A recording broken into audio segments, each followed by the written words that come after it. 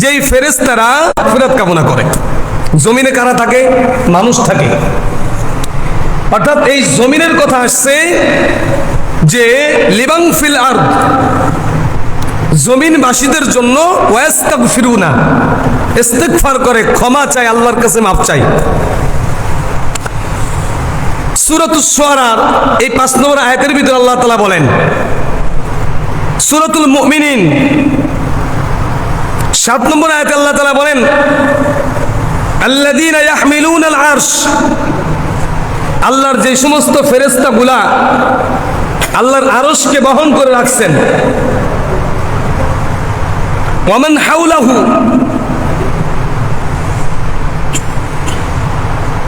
ইউসাব্বিহুনা বিহামদি রাব্বিহিম, এবং তারা আল্লাহর প্রশংসার সাথে আল্লাহর তার প্রতিপালকের তাসবিহ পাঠ করতেছে। ওয়া ইউমিনুনা বিহি, ঈমানি হালতে, ওয়া ইস্তাগফিরুনা লিল্লাযীনা আমানু, এবং ওই ফেরেশতাগুলি আল্লাহর কাছে ক্ষমা চাইতেছে, লিল্লাযীনা আমানু, যারা আল্লাহর পরে ঈমান আনছে, যারা আল্লাহর পরে ঈমান আনছে তাদের জন্য আল্লাহর কাছে মাগফিরাত কামনা করতেছে। বলেন, রব্বানা ওয়াসিআতা কুল্লা শাইইন, হে আমাদের প্রতিপালক, হে আমাদের রব, হে আমাদের মালিক, ওয়াসিআতা কুল্লা শাইইন রাহমাতাও ওয়া ইলমান ফাগফির লিল্লাযীনা তাবু। তো আল্লাহ তাআলা বুঝাইলেন যে ওই ফেরেশতাগুলা জমিনবাসীদের জন্য মাগফিরাত করতে থাকে, দোয়া করতে থাকে আল্লাহর কাছে। আল্লাহ তাআলা বলেন যে ফেরেশতারা কাদের জন্য দোয়া করে? বলেন যে লিল্লাযীনা তাবু ওয়া আতবাউ সাবিলাকা ওয়া কিহিম আযাবাল জাহিম, যারা আল্লাহর কাছে তওবা করে, ইস্তিগফার করে, তাদের জন্য আল্লাহ পাক রব্বুল আলামিনের কাছে জাহান্নামের আগুন থেকে ফেরেশতারা পানা চায়। কাদের জন্য? মানুষের জন্য, যারা দুনিয়ায় জমিনে বসবাস করে তাদের জন্য, অর্থাৎ মানুষের জন্য।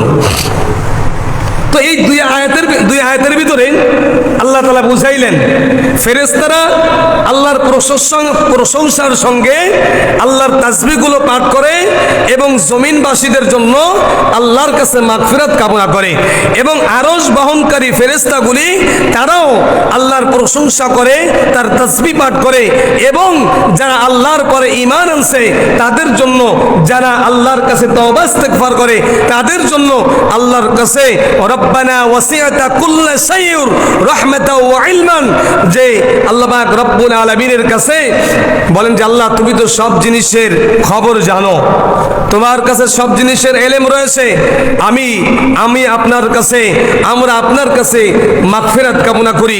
জমিনের ভিতরে যে সমস্ত বান্দা বান্দিরা আপনার পরে ঈমান আনছে তাদের জন্য মাগফিরাত কামনা করি, এবং যারা আপনার কাছে তওবা ইস্তিগফার করে আমরা তাদের জন্য আপনার কাছে মাগফিরাত কামনা করি, আপনি তাদেরকে জাহান্নামের আগুন থেকে বাঁচিয়ে দিন।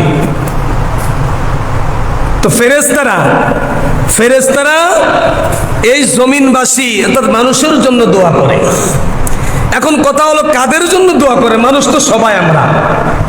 এই জমিনের ভিতরে মুসলমানও মানুষ, হিন্দুও মানুষ, খ্রিস্টানও মানুষ, বৌদ্ধ মানুষ, যত মানুষ আছে সবাই মানুষ।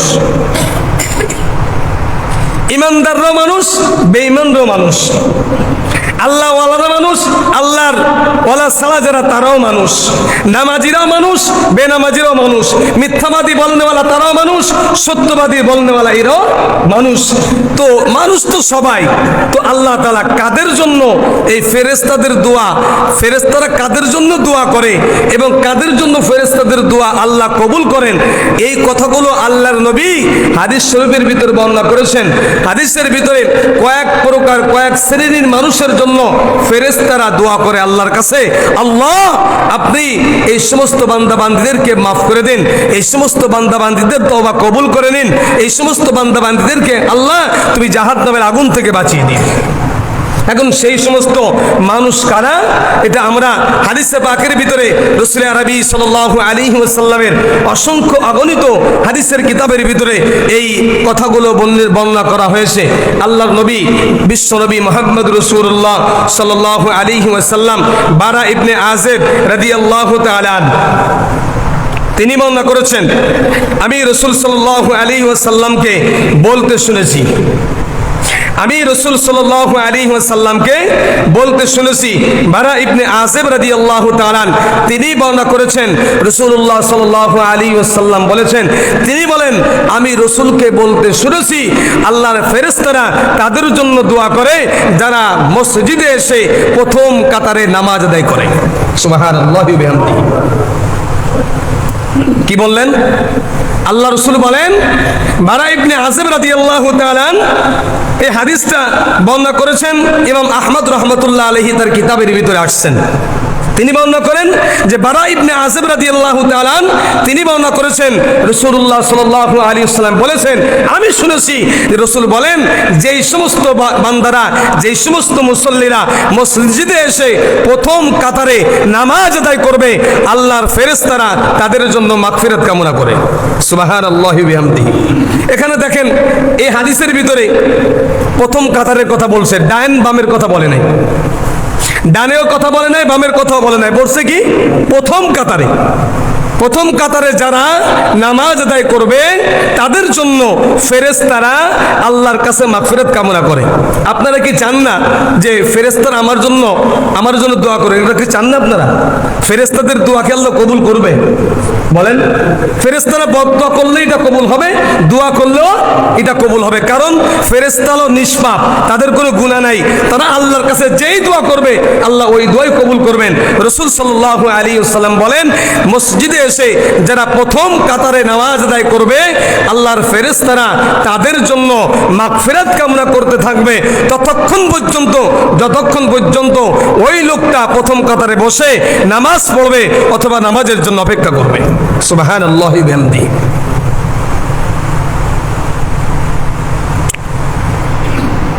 অন্য হাদিসের ভিতরে আল্লাহ নবী বিশ্ব নবী মুহাম্মদ রাসূলুল্লাহ সাল্লাল্লাহু আলাইহি ওয়াসাল্লাম তিনি বর্ণনা করেছেন হযরতে মাকাল ইবনে ইয়াসার রাদিয়াল্লাহু তাআলা, হাদিসটা বর্ণনা করেছেন মুসনাদে ইমাম আহমদ রাহমাতুল্লাহ আলাইহি। আল্লাহ নবী বিশ্ব নবী মুহাম্মদ রাসূলুল্লাহ সাল্লাল্লাহু আলাইহি ওয়াসাল্লাম বলেন, যদি কোনো ব্যক্তি ফজরের নামাজের পরে আউযু বিল্লাহিস সামিউল আলিম মিনাশ শাইতানির রাজিম তিনবার তেলাওয়াত করে, আউযু বিল্লাহিস সামিউল আলিম মিনাশ শাইতানির রাজিম তিনবার তেলাওয়াত করে, আর ওই ব্যক্তি যদি সূরাতুল হাসরের শেষ তিনটা আয়াত তেলাওয়াত করে, আল্লাহর নবী বিশ্ব নবী মুহাম্মদ রাসূলুল্লাহ সাল্লাল্লাহু আলাইহি ওয়াসাল্লাম বলেন আল্লাহ পাক রব্বুল আলামিন ৭০,০০০ ফেরেশতা তার মাগফিরাত কামনার জন্য নিযুক্ত করে দেয়। একজন নয়, দুইজন নয়, ১০০০ নয়, ২০০০ নয়, ৭০,০০০ ফেরেশতা।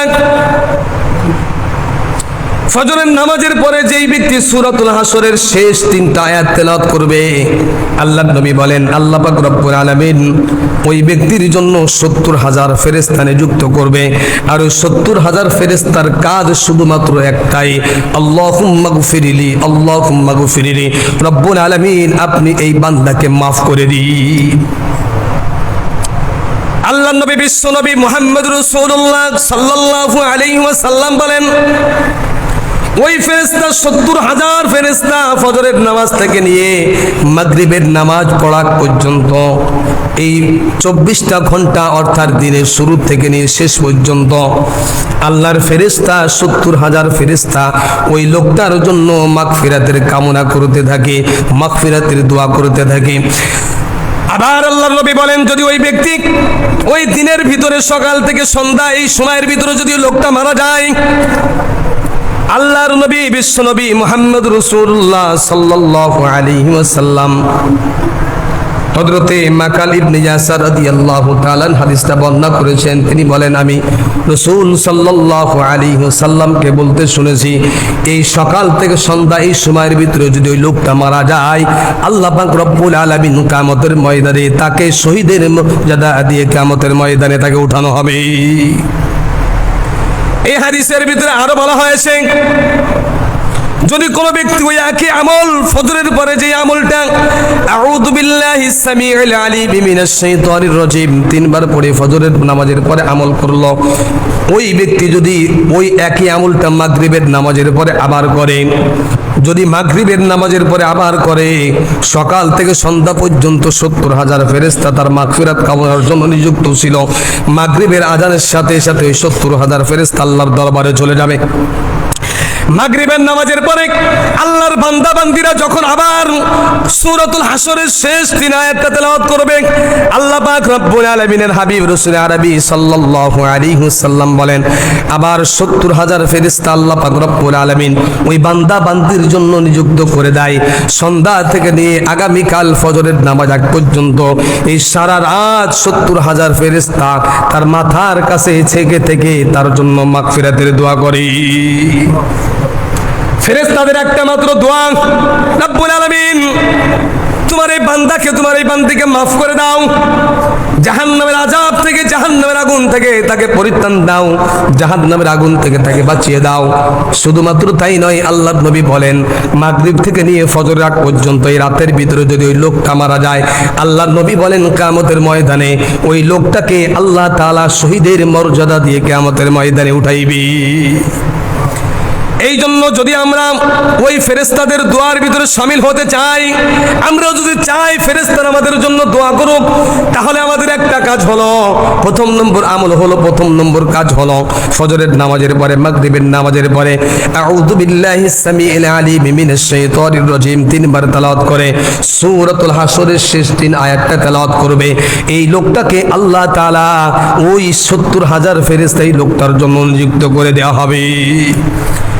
2 নম্বর আমল, আল্লাহর নবী বিশ্বনবী মুহাম্মদ রাসূলুল্লাহ সাল্লাল্লাহু আলাইহি ওয়াসাল্লাম বলেন, সহিহ ইবনে হিব্বান রাহমাতুল্লাহ আলাইহি তার কিতাবের ভিতরে বর্ণনা করেছে, আব্দুল্লাহ ইবনে ওমর রাদিয়াল্লাহু তাআলা তিনি বলেন, আমি রাসূলুল্লাহ সাল্লাল্লাহু আলাইহি ওয়াসাল্লামকে বলতে শুনেছি, রাসূল বলেন, কোন ব্যক্তি যদি ঘুমানোর সময় অজু অবস্থায় ঘুমাইতে যাবে, তার অজু নাই, সন্দেহ আছে, সে অজু করে নিল, নতুন করে অজু করে নিল, আর কোনো কাজ করলো না, অজু করে সে বিছানায় শুয়ে পড়লো, আল্লাহর নবী বলেন, আল্লাহ পাক রব্বুল আলামিন একজন ফেরেশতা নিযুক্ত করে দেয়। আল্লাহ পাক রব্বুল আলামিনের ওই ফেরেশতা ওই আল্লাহর বান্দা বান্দির মাথার পাশে থেকে আল্লাহর কাছে দোয়া মাগফিরাত কামনা করতে থাকে, আল্লাহ যদি এই বান্দা এই বান্দি রাতের ভিতরে মারা যায়, রব্বুল আলামিন তুমি মাফ করে দাও। আল্লাহ নবী বলেন, ফজরে যখন মুয়াজ্জিনে আজান ছিল, যখন ওই লোকটার ঘুম ভেঙে যায়, আসসালাতু খায়রুম মিনান নাউম, যখন মুয়াজ্জিন সাহেব বলেছে, লোকটা তড়িঘড়ি করে ঘুম থেকে জাগ্রত হয়েছে, আল্লাহর নবী বলেন, ফেরেশতা তখন আল্লাহর কাছে মাগফিরাত করে, আল্লাহ সারা রাত এই লোকটা অজু অবস্থায় ছিল, আল্লাহ তুমি এই লোকটাকে মাফ করে দাও।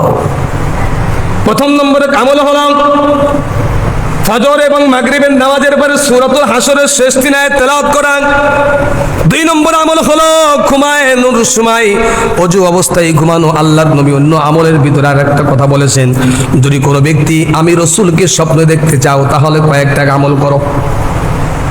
আমি রাসূলকে যদি কোনো ব্যক্তি স্বপ্ন দেখতে চাও, তার ভিতরে একটা আমল হলো অজু অবস্থায় তুমি ঘুমাইবা, পাক পবিত্র অবস্থায় তুমি ঘুমাইবা, যেই বিছানায় ঘুমাইবা ওই বিছানাটা পরিষ্কার পরিচ্ছন্ন হতে হবে, পবিত্র হতে হবে, আর অজু অবস্থায় তুমি ঘুমাইবা, তাহলে আল্লাহ রাসূলকে স্বপ্ন দেখা তোমার দ্বারা সম্ভব হবে। আর যদি তুমি অজু অবস্থায় না ঘুমাও, তাহলে তোমার দ্বারা রাসূলকে স্বপ্ন দেখা সম্ভব নয়। আর রাসূল সাল্লাল্লাহু আলাইহি ওয়াসাল্লাম হাদিসের ভিতরে বলেন, আমার রূপ শয়তানে ধারণ করতে পারে না। আমাকে যেই ব্যক্তির স্বপ্ন দেখলো, সত্যিকারেই আমাকে দেখলো, আর যেই লোকটা আমাকে স্বপ্ন দেখলো আর তার জন্য জাহান্নাম হারাম হয়ে গেল, জান্নাত ওয়াজিব হয়ে গেল, আমি রাসূল তার জন্য সুপারিশ করা তার জন্য ওয়াজিব হয়ে যাবে। রাসূলকে স্বপ্ন দেখার 1 নম্বর আমল হলো পবিত্র বিছানায় ঘুমানো এবং অজু অবস্থায় ঘুমানো। 2 নম্বর আমল হলো বেশি বেশি সময় সব সময়ের জন্য বেশি বেশি দুরূদের আমল করা, বেশি বেশি দুরূদ শরীফ পাঠ করা। 3 নম্বর আমল হলো রাসূলের সুন্নাত অনুযায়ী আমল করা, সুন্নাত অনুযায়ী চলা, নিজের জীবনটাকে সুন্নাত অনুযায়ী সাজানো, সুন্নাতের পাবন্দি করা, সুন্নাত অনুযায়ী নিজের জীবনটাকে পরিচালিত করা। এটা হলো 3 নম্বর আমল। 4র্থ নম্বর আমল হলো জুমার রাত্রে বিশেষ 2 রাকাত নামাজ আদায় করে। হাদিসের ভিতরে আসছে 11 বার আয়াতুল কুরসি প্রথম রাকাতে, দ্বিতীয় রাকাতে 11 বার সূরাতুল ইখলাস পাঠ করে 100 বার দুরূদ শরীফ পাঠ করবে। আল্লাহুম্মা সাল্লি আলা মুহাম্মাদিন নাবিয়্যিল উম্মি ওয়া আলা আলিহি ওয়া সাল্লিমা তাসলিমা। এই আমলটা যদি কোনো ব্যক্তি করে তাহলে আল্লাহ রাসূল বলেন সে আমাকে স্বপ্ন দেখতে পারবে। 4 নম্বর আমল হলো জুমার রাত্রে 2 রাকাত নামাজ আদায় করে 100 বার দুরূদ শরীফ পাঠ করা। যদি কোনো ব্যক্তি রাসূলকে স্বপ্নে দেখতে চায় তাহলে 4টি আমল সে করতে পারে। আরো আমল আছে, অন্যান্য আমল আছে, তার ভিতরে 4টি আমলের কথা বিশেষ করে বলা হয়েছে। এই জন্য রাসূল আরবি সাল্লাল্লাহু আলাইহি ওয়াসাল্লাম বলেন, তোমরা যদি চাও ফেরেশতারা তোমাদের জন্য মাগফিরাত কামনা করে আল্লাহর কাছে, তাহলে তুমি ঘুমানোর সময় ওযু অবস্থায় ঘুমাইবা। আরেক নম্বর কারণ, আরেক নম্বর আদি হলো আল্লাহর নবী বলেন, যদি কোনো ব্যক্তি হযরতে আবু হুরায়রা রাদিয়াল্লাহু তাআলা হাদিসটা বর্ণনা করেছেন। হাদিসটা বর্ণনা করেছেন হযরত আবু হুরায়রা রাদিয়াল্লাহু তাআলা। তিনি বর্ণনা করেন আল্লাহর নবী বিশ্বনবী মুহাম্মদ রাসূলুল্লাহ সাল্লাল্লাহু আলাইহি ওয়াসাল্লাম বলেন, কোন ব্যক্তি যদি মসজিদের জন্য নামাজের জন্য মসজিদে যে অপেক্ষা করে, নামাজের জন্য মসজিদে যে যদি নামাজের জন্য অপেক্ষা করে, যতক্ষণ পর্যন্ত অপেক্ষা করবে ততক্ষণ পর্যন্ত ফেরেশতারা তার মাগফিরাত কামনা করবে, আর অতক্ষণ পর্যন্ত আল্লাহ তাআলা তার আমল নামায় নামাজের সব দিতে থাকবে। 1 নম্বর আমলের কথা হলো সূরাতুল হাসরের শেষ 3 আয়াত তেলাওয়াত করা। 2 নম্বর আমল হলো ফেরেশতাদের দোয়া যদি পাইতে চাই, 2 নম্বর আমল হলো ওযু অবস্থায় ঘুমাইতে হবে। 3 নম্বর আমল হলো আল্লাহর নবী বলেন, তোমরা একটু আগে আগে মসজিদে আসবে, মসজিদে এসে নামাজের জন্য অপেক্ষা করা, যতক্ষণ নামাজের জন্য অপেক্ষা করবে নামাজের সবও পাইবে এবং ফেরেশতারা তার জন্য মাগফিরাতের দোয়া করবে। আল্লাহ নবী বিশ্বনবী মুহাম্মদ রাসূলুল্লাহ সাল্লাল্লাহু আলাইহি ওয়াসাল্লাম বলেন, আব্দুল্লাহ ইবনে আমর রাদিয়াল্লাহু তাআলা তিনি তার পিতা থেকে বর্ণনা করেছেন, তিনি বর্ণনা করেছেন আমি রাসূল সাল্লাল্লাহু আলাইহি ওয়াসাল্লামকে মিম্বারে বসে আমি বলতে শুনিয়েছি, মিম্বারে দাঁড়িয়ে রাসূল সাল্লাল্লাহু আলাইহি ওয়াসাল্লাম বলেন, যেই ব্যক্তি আমার পরে বেশি বেশি দুরূদ শরীফ পাঠ করবে, আল্লাহর ফেরেশতা শুধু একটা দুইটা নয় 70,000 ফেরেশতা ওই যে ব্যক্তি আল্লাহ রাসূলের উপরে দুরূদ শরীফ পাঠ করবে, যেই দুরূদ হোক না কেন, দুরূদ ইব্রাহিম হতে পারে, আল্লাহুম্মা সাল্লি আলা মুহাম্মাদিন নাবিয়্যিল উম্মি ওয়া আলা আলিহি ওয়া সাল্লিমা তাসলিমা, এই দুরূদ হতে পারে আল্লাহুম্মা সাল্লি আলা মুহাম্মাদি ওয়া আলা আলি মুহাম্মাদ কামা সাল্লাইতা ওয়া সাল্লামতা আলা ইব্রাহিম ওয়া আলা আলি ইব্রাহিম ইন্নাকা হামিদুম মাজিদ সাল্লাল্লাহু আলাইহি ওয়া সাল্লাম। যে কোনো দুরূদ শরীফ পাঠ করবে, যেই লোকটা বেশি বেশি দুরূদ শরীফ পাঠ করবে, ওই লোকটার জন্য আল্লাহর ফেরেশতা 70,000 ফেরেশতা তার জন্য মাগফিরাতের দোয়া করতে থাকবে। আমরা কি চাই না যে আমাদের জন্য ফেরেশতারা দোয়া করুক?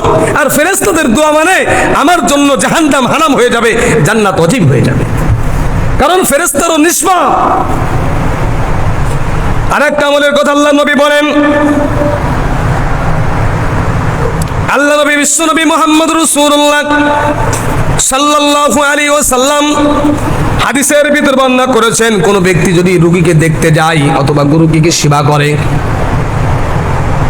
দিনের শুরু থেকে শেষ পর্যন্ত যে কোনো সময় একজন রোগীকে দেখতে গেল অথবা রোগীকে একটু সেবা করলো, আল্লাহ পাক রব্বুল আলামিন ওই ব্যক্তির জন্য 70,000 ফেরেশতা নিযুক্ত করে দিবে।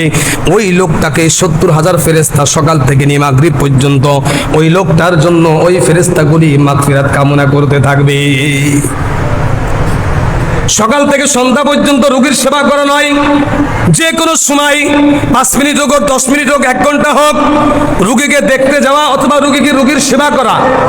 যদি কোনো ব্যক্তি রোগীকে দেখতে যায়, রোগীর সেবা করে, পরিচর্যা করে, আল্লাহ রাসূল বলেন ওই লোকটার জন্য 70,000 ফেরেশতা আল্লাহ তাআলা নিযুক্ত করে দেয়। ওই লোকগুলা, ওই ফেরেশতাগুলা তার জন্য মাগফিরাত কামনা করতে থাকে। মুসলিম শরীফের ভিতরে হাদিসের ভিতরে আল্লাহ নবী বলেন, কোন ব্যক্তি যদি তার ভাইয়ের অগোচরে, ভাই উপস্থিত নাই, কিন্তু তার মুসলমান ভাইয়ের জন্য যদি কোনো ভাই দোয়া করে, ভাই উপস্থিত নাই, মুসলিম শরীফের হাদিস, হযরত আবু হুরায়রা রাদিয়াল্লাহু তাআলা হাদিসটা বর্ণনা করেছেন যে তুমি তোমার মুসলমান কোন ভাইয়ের জন্য দোয়া করবে, যেই ভাই তোমার সামনে উপস্থিত নাই, তোমার দোয়া করতেছো, সেই দোয়া শুনতেছে না। কোন ব্যক্তি যদি কোন মুসলমান ভাইয়ের জন্য দোয়া করে, যে ভাই অনুপস্থিত, আল্লাহর নবী বলেন, যখন আল্লাহর বান্দা আল্লাহর কাছে দোয়া করে, রব্বুল আলামিন আমার অমুক ভাই অসুস্থ, আল্লাহ তাআলা তুমি তাকে সুস্থতা দান করো, আল্লাহ আমার অমুক ভাই বিপদগ্রস্ত, আল্লাহ তুমি আমার ওই ভাইকে তুমি বিপদ থেকে হেফাজত করো, আল্লাহ আমার অমুক ভাই গুনাহগার, আল্লাহ তুমি তাকে মাফ করে দাও। এইভাবে যখন কোন আল্লাহর বান্দা দোয়া করবে, আল্লাহর ফেরেশতারা, আল্লাহ পাক রব্বুল আলামিন ফেরেশতাদেরকে ডাক দিব, আমার ফেরেশতারা শোনো, ওই বান্দা অমুক ব্যক্তির জন্য দোয়া করতেছে, মাগফিরাত কামনা করতেছে, তোমরা সাক্ষী থাকো, যেই লোকটা অপর মুসলমান ভাইয়ের জন্য দোয়া করতেছে, মাগফিরাত কামনা করে, আমি আল্লাহ তাআলা তার দোয়াকে কবুল করে নিয়ে আমি তাকেই সর্বপ্রথম মাফ করে দিলাম। তুমি দোয়া করবে, আল্লাহ তুমি আমাকে মাফ করো, আল্লাহ তুমি আমাকে মাফ করো। যেই দোয়ার ভিতরে শুধু নিজের জন্য দোয়া করা হয়, ওই দোয়া আল্লাহর দরবারে কবুল হয় না।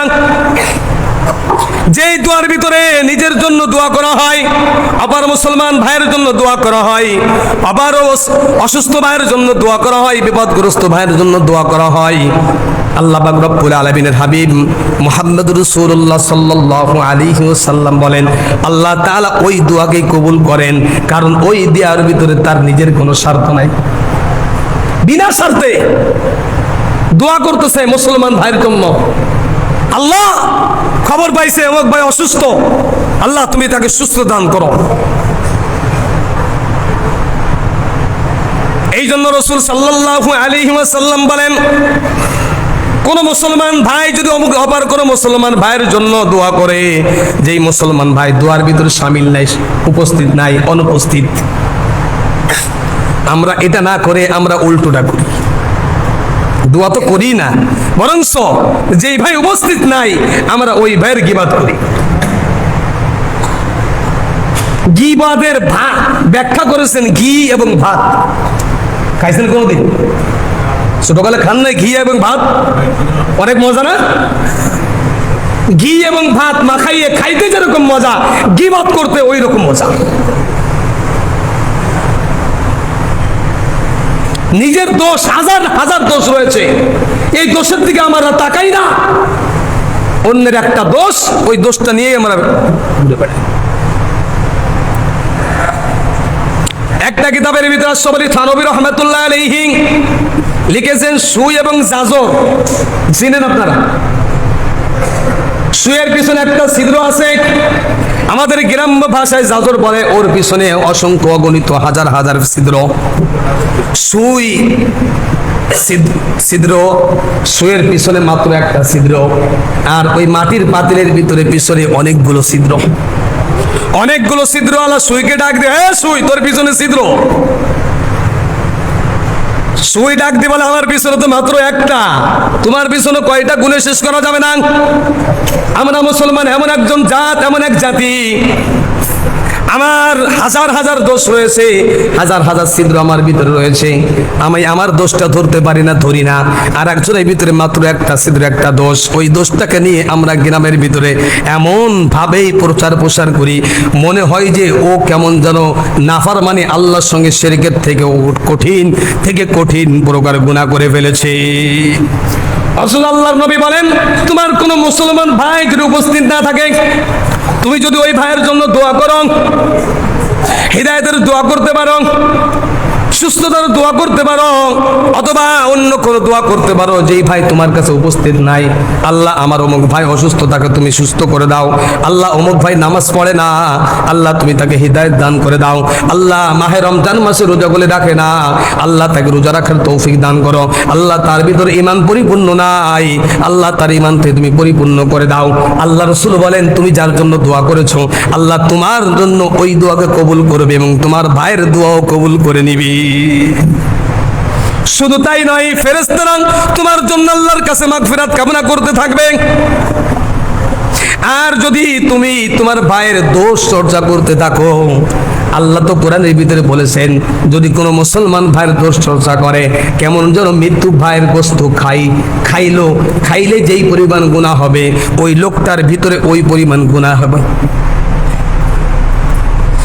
যেটা আদেশ করা হয়েছে সেইটা আমরা করি না, যেটা নিষেধ করা হয়েছে ওইটা বেশি বেশি করি। আর এর ভিতরে আমরা মজা পাই, কারণ ওই যে ঘি এবং ভাত মাখাইলে যেরকম খাইতে মজা লাগে, গীবত করতে ওর থেকেও বেশি মজা লাগে। আল্লাহ নবী বিশ্বনবী মুহাম্মদ রাসূলুল্লাহ সাল্লাল্লাহু আলাইহি ওয়াসাল্লাম বলেন, আল্লাহ তাআলা কোরআনের ভিতরে বলেছেন, যদি কোনো ব্যক্তি কোনো মুসলমান কোনো ভাইকে কল্যাণের দিকে ডাকে, কল্যাণের পথে আহ্বান করে, আল্লাহর ফেরেশতারা তার মাগফিরাত কামনা করতে থাকে। কাউকে একটা ভালো উপদেশ দেওয়া, ভালো কথা বলা, নামাজের কথা বলা, সত্য কথা বলতে বলা, হকের পথে চলার জন্য উৎসাহিত করা, কল্যাণের কোনো কাজ কথা যদি কোনো মুসলমান ভাই আরেকজন মুসলমান ভাইয়ের জন্য কল্যাণের পথে আহ্বান করে, আল্লাহ পাক রব্বুল আলামিনের হাবিব বলেন, ফেরেশতারা তার জন্য মাগফিরাত কামনা করতে থাকে। আর এক হাদিসের ভিতরে আল্লাহ নবী বলেন, নামাজের ভিতরে ডান পাশে কাতারের ডান দিকে যেই ব্যক্তিগুলো দাঁড়াইবে, প্রথম একটা হাদিসের ভিতরে বর্ণনা করা হয়েছে, নামাজের প্রথম কাতারে দাঁড়াইবে তাদের জন্য ফেরেশতারা দোয়া করবে, মাগফিরাত কামনা করবে। আর অন্য আরেকটা হাদিসের ভিতরে আল্লাহর নবী বলেন, যেই লোকটা মসজিদে এসে নামাজের ডান কাতারে দাঁড়াইলো, এখানে প্রথম কাতারের কথা বলা হয় নাই, ডান পাশের কথা বলা হয়েছে। প্রথম, দ্বিতীয়, তৃতীয়, চতুর্থ, পঞ্চম যত কাতার আছে, প্রত্যেকটা কাতারের ডান পাশে যারা দাঁড়াইবে তাদের জন্য আল্লাহর ফেরেশতারা মাগফিরাত কামনা করবে। প্রথমে তো বলা হয়েছে প্রথম কাতারের কথা, এখানে উদ্দেশ্য করে নাই, ডাইন বামের কথা বলে নাই। আর এখানে দ্বিতীয় যে হাদিসটা বর্ণনা করা হলো, ডাইন পাশের কথা বলা হয়েছে, শুধুমাত্র প্রথম কাতারের ডাইন তা বলে নাই, যে কোনো ডাইন হতে পারে।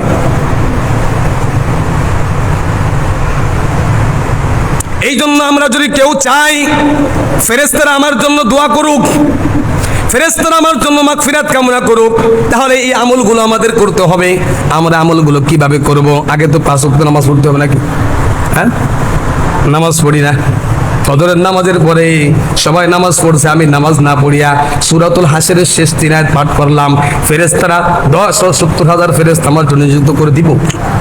কথা বলেন, দিব? শর্ত হলো ফজরের নামাজ পড়তে হবে। যেই লোকটা ফজরের নামাজ পড়েছে এবং মাগরিবের নামাজ পড়েছে, পড়ার পরে যদি হাসরের শেষ 3 আয়াত পড়ে, শর্ত কিন্তু জুড়ে দিয়েছে, এমনটি নয় যে ফজরের নামাজ না পড়ে ফজরের পরে তুমি পড়বা আর তোমার জন্য 70,000 ফেরেশতা নিযুক্ত করে দেওয়া হবে যে তোমার মাগফিরাত কামনা করতে থাকবে।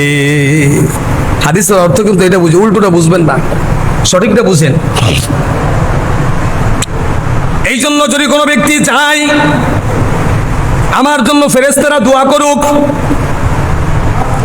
আল্লাহ তাআলা কোরআনের ভিতরে বলেছেন, আসমানে অসংখ্য গণিত ফেরেশতা আমি নিযুক্ত করেছি, আমি বানিয়েছি, যেই ফেরেশতার ভারে এই আসমানটা ভেঙে যাওয়ার উপক্রম হয়। আর ওই ফেরেশতাগুলো আল্লাহর প্রশংসার সাথে আল্লাহর তাসবিহ পাঠ করতে থাকে এবং জমিনবাসীদের জন্য আল্লাহর কাছে তারা মাগফিরাত কামনা করে। জমিনে যত মানুষ আছে মানুষের জন্য এইখানে কিন্তু ভাগ করে দিয়েছে কোন কোন মানুষের জন্য ফেরেশতারা দোয়া করে। 1 নম্বরে যারা অজু অবস্থায় ঘুমাইবে তাই সেই মানুষের জন্য দোয়া করবেন। 2 নম্বর, যেই লোকটা ফজরের নামাজের পরে সূরা হাসরের শেষ 3 আয়াত তারা পড়বে, মাগরিবের নামাজের পরে সূরা হাসরের শেষ 3 আয়াত পড়বে, তার জন্য দোয়া করবে।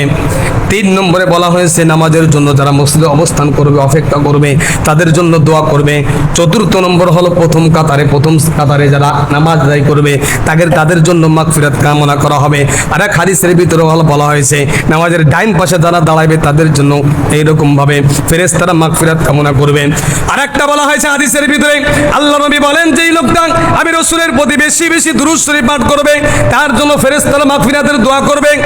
আর এক হাদিসের ভিতরে একটা বর্ণনা করেছে যেই লোকটা রোগী দেখতে যাবে, রোগীর পরিচর্যা করবে, রোগীর সেবা করবে, তার জন্য ফেরেশতারা মাগফিরাত কামনা করবে। আর আরেকটা হাদিসের ভিতরে বর্ণনা করেছে যারা মানুষকে কল্যাণের পথে আহ্বান করবে তাদের জন্য আল্লাহ রাসূল সাল্লাল্লাহু আলাইহি ওয়াসাল্লাম বলেন যে আল্লাহ পাক রব্বুল আলামিন তার জন্য ফেরেশতা নিযুক্ত করে দিবে, আর ওই ফেরেশতারা তার মাগফিরাত কামনা করবে। স্বয়ং আল্লাহ পাক রব্বুল আলামিন কোরআনের ভিতরে বলেন, আমান আহসানু কওলাম মিম্মান দাআ ইলাল্লাহ ওয়া আমিলা সলিহান ওয়া ক্বালা ইন্নানি মিনাল মুসলিমিন। তার কথা থেকে উত্তম কথা আর কারোর হতেই পারে না। যারা আল্লাহর দিকে আহ্বান করে, মানুষকে নামাজের দিকে আহ্বান করে, দিনের দিকে আহ্বান করে, সত্যের দিকে আহ্বান করে, কল্যাণের দিকে আহ্বান করে, যারা তাদের কথার থেকে উত্তম কথা আর কারোর হতে পারে না। কোরআনের ভিতরে আল্লাহ পাক রব্বুল আলামিন বলেন, ইন্নাল্লাহা ওয়া মালাইকাতাহু ইউসাল্লুনা আলান নবী ইয়া আইয়ুহাল্লাযীনা আমানু সাল্লু আলাইহি ওয়া সাল্লিমু তাসলিমা। ইন্নাল্লাহা ওয়া মালাইকাতাহু ইউসাল্লুনা আলান নবী, নিশ্চয় আমার ফেরেশতা মণ্ডলী যারা আছে সবাই রাসূলের প্রতি দুরূদ শরীফ পাঠ করে। হে ঈমানদারগণেরা, হে দুনিয়ার বাসীরা, শোনো, তোমরাও আমার রাসূলের পরে বেশি বেশি দুরূদ শরীফ পাঠ করো। ফেরেশতারা যেই রাসূলের পরে দুরূদ শরীফ পাঠ করে, তোমরাও, দুনিয়াবাসীদেরকে বলা হচ্ছে তোমরাও, হে ঈমানদাররা, তোমরাও রাসূলের প্রতি বেশি বেশি দুরূদ শরীফ পাঠ করো। দুরূদ শরীফ বেশি বেশি পাঠ করলে 2টা ফায়দা। নাম্বার 1, আল্লাহর ফেরেশতা তার জন্য মাগফিরাত কামনা করবে। নাম্বার 2, আল্লাহ রাসূল বলেন যেই ব্যক্তি বেশি বেশি দুরূদ শরীফ পাঠ করবে আমি রাসূল তাকে স্বপ্নের মাধ্যমে দেখা দিব।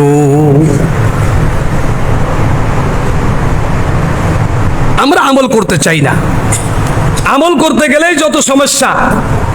আমল করা নিষেধ, কোনো সমস্যা নাই আমার ভিতরে, অসুস্থ নাই,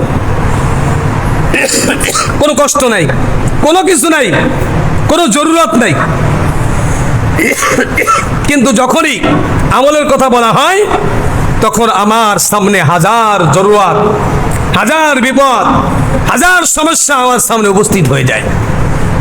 এই জন্য রাসূল বলেছেন যে লোকটা ইবাদত করতে চায় তার জন্য কোনো সমস্যাই না, আর যে ইবাদত করতে চায় না তার কাছে হাজার অজুহাত সামনে পেশ করে দেয়। কিভাবে রোজা রাখবো, শরীর তো দুর্বল। হ্যাঁ, আল্লাহু আকবার। শনিবার দিন 1 তারিখের থেকে মাদ্রাসা খুলছে, ছোট্ট একটা বাচ্চা, 8 বছর বয়স, আমাদের মাদ্রাসায় পড়ে, 8 বছর বয়স, 1 ক্লাস থেকে 2 এ উঠছে। এবার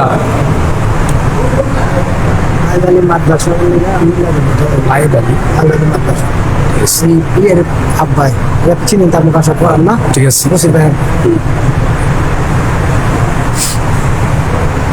তো এই 8 বছরের বাচ্চা ক্লাসে বইছি, ও আমার কাছে পড়ে। তো ও বলতেছে, আরেকজন বলতেছে, আরেক হুজুর বলতেছে, হুজুর এই ছেলেটা 30টা রোজা রাখছে। বয়স কত? 8 বছর। আপনি কি মনে করবেন জানি না, হুজুর ওর তো অসুস্থ, আমার তো অসুস্থ। 8 বছর বয়স ছেলেটা, সে 30টা রোজা রাখছে এবং 30 দিনে তারাবি নামাজ পড়ছে, এবং এই যে শাওয়াল মাসের 6টা রোজা ওর গতকালকে শেষ হয়ে গেছে। আমি আশ্চর্য হয়ে গেলাম, শুনে আমি আশ্চর্য হয়ে গেলাম। এই ছেলেটা যদি 30টা রোজা রাখতে পারে, ওর মধ্যে রোজা রাখা ফরজ হয় নাই, অথচ আমাদের ভিতরে হাজার হাজার মানুষ আছে রমজান মাস আসলে হাজার অজুহাত, হুজুর গ্যাস্ট্রিকের সমস্যা, ডায়াবেটিসের সমস্যা, আমি ক্ষুধার যন্ত্রণা সহ্য করতে পারি না, আরো কত সমস্যা যে তার সামনে। এত সমস্যা মনে হয় ফেরেশতারাও জানে না, এত সমস্যা তার ভিতরে। ফজরে ওঠেন না কেন?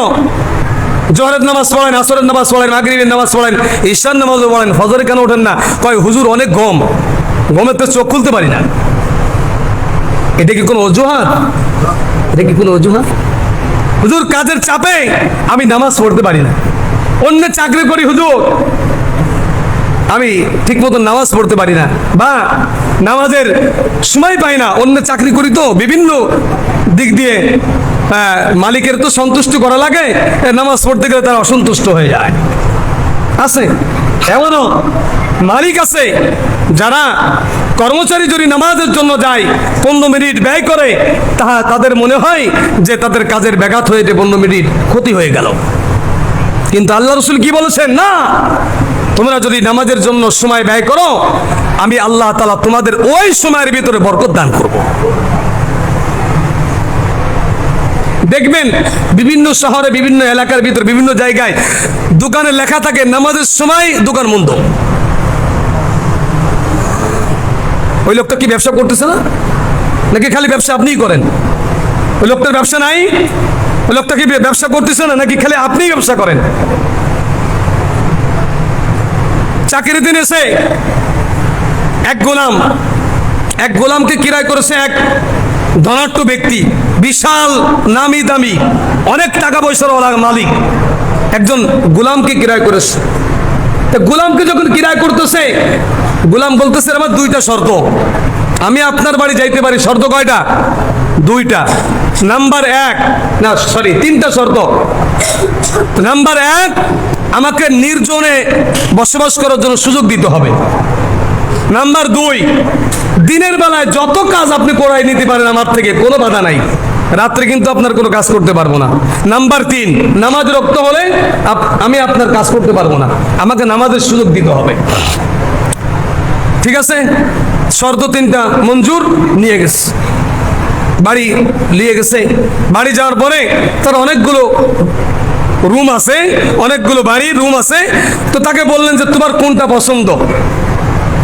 তাই এই কর্মচারী এমন একটা বাসা পছন্দ করছেন, এমন একটা রুম পছন্দ করছে যে রুমের কাছে সাধারণত মানুষ যায় না।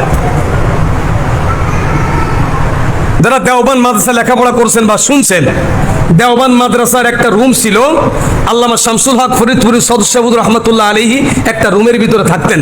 যেই রুমের ভিতরে একটা তেফা, এই যে কিতাবাদি রাখার যে টেবিলটা রাখার পরে একজন মানুষ সুন্দর করে বসতে পারে, দ্বিতীয় আর একজন বসার সুযোগ থাকতো না। একজন মানুষ কায়থেও শুইতে পারতো, টেবিল থুয়ার পরে কায়থেও শুইতে পারতো, চিতেও শুইতে পারতো না, এমন একটা রুমের ভিতরে উনি থাকতেন। ওনাকে জিজ্ঞাসা করা হলো যে আপনার জন্য তো ভালো ভালো রুম রয়েছে, আপনি সেখানে যান না কেন? আমি যদি ভালো রুমে যাই, বড় রুমে যাই, তো আমার ছাত্র ভাই যারা আছে আমার সঙ্গে গল্প করার জন্য আমার রুমে আসবে। তো যখন গল্প করার জন্য আমার রুমে আসবে, তো আমার পড়ার ব্যাঘাত হবে, আমি আমল করতে পারবো না। কিন্তু ছোট রুম দেখে দরজার কাছ থেকে সরে সবাই চলে যায়, কেউ আমার রুমের ভিতরে ঢুকতে পারে না। এতটুকু রুম, সে একজন বসে আছে আর একজন বসার সুযোগ নাই, তো ওখানে বসে কি গল্প করবে? তো গল্প করতে পারে না, আমার পড়ারও ব্যাঘাত হয় না, আমার আমল করারও ব্যাঘাত হয় না। তো ওই লোকটা এমন একটা রুম বেছে নিছে যেই রুমের দ্বারা সাধারণত মানুষজন যায় না, কারণ মানুষ গেলেই তো গল্প গুজব করবে, তার কাছে জিনিস জিজ্ঞাসা করবে, বিভিন্ন জিনিস জিজ্ঞাসা করবে, তার আমলের ব্যাঘাত হবে, তার আমলের ব্যাঘাত হবে বিদায় তিনি এমন একটা রুম বেছে নিয়েছেন। রুমটা অনেক দূরে এবং নির্জনে, একদম ময়লাযুক্ত রুম।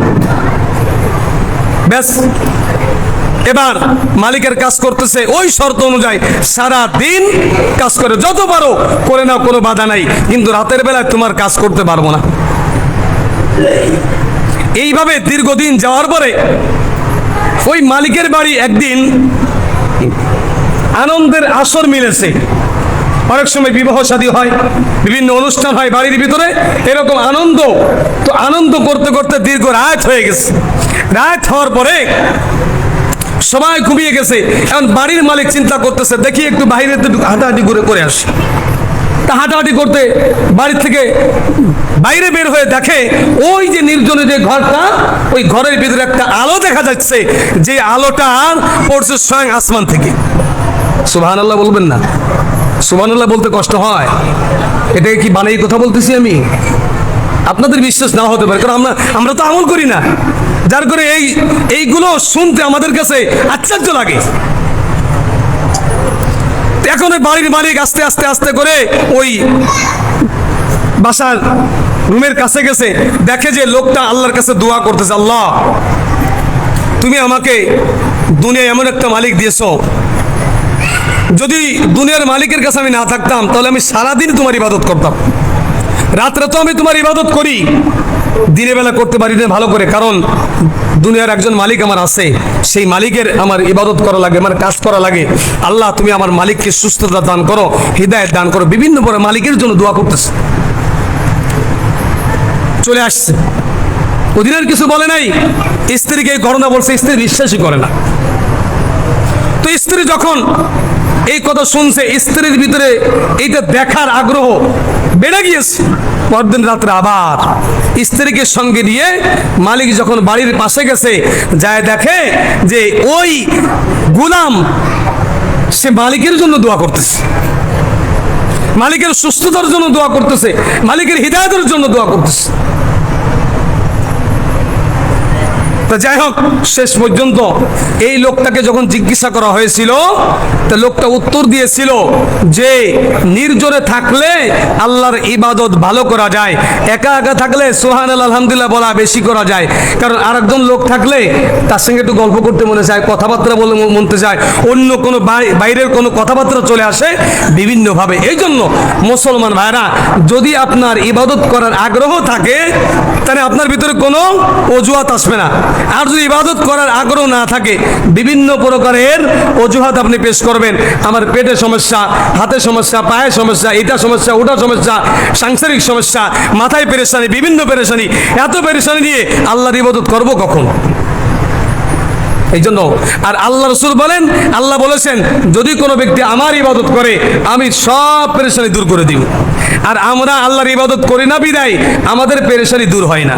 এই জন্য মুসলমান ভাইরা, আমরা যারা যদি চাই যে আমাদের জন্য ফেরেশতারা দোয়া করেন, তাহলে যে আমলগুলোর কথা বললাম এই আমলগুলো আমাদের প্রত্যেকের করতে হবে। আল্লাহ তাআলা আমাদের সকলকে এই আমলগুলো বেশি বেশি করার তৌফিক দান করেন, আমিন। আল্লাহ তাআলা